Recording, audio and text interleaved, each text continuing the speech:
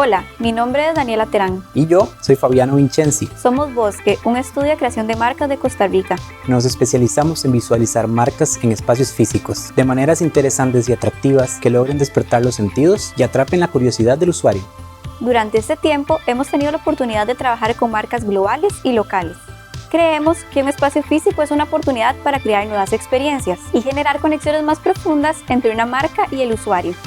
Una de las ramas en la que nos enfocamos es en el Environmental Graphic Design, un campo de diseño multidisciplinario en el cual diseño gráfico, arquitectura, arte, iluminación y paisaje se unen para mejorar la experiencia del usuario a través de la traducción visual de ideas en el espacio.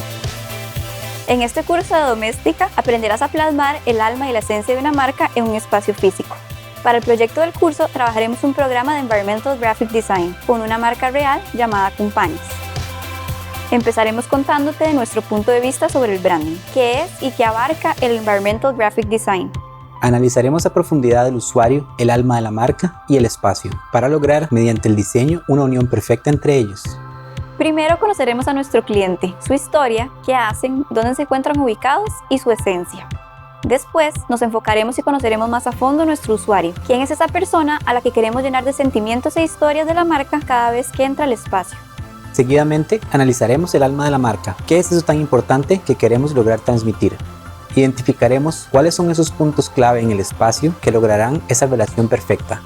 Pasaremos a la creación de un concepto fuerte o Big Idea. Con esto definido, empezaremos a diseñar sobre las oportunidades elegidas y haremos una presentación final al cliente. Al terminar este curso, conocerás todos los detalles para desarrollar tu propio programa de Environmental Graphic Design. Para tomar este curso, solo necesitas pasión por el mundo del branding y diferentes áreas de diseño. También necesitarás una computadora con tu programa de diseño preferido. Descubrí nuevas herramientas para llevar una marca más allá de lo bidimensional.